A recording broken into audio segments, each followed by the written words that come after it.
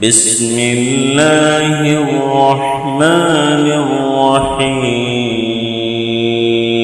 الرحيم قل يا أيها الكافرون لا أعبد ما تعبدون ولا أنتم عابدون ما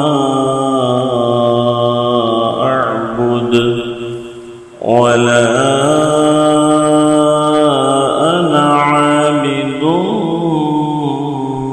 ما عبدتم ولا أنتم عابدون ما أعبد لكم دينكم ولي دين.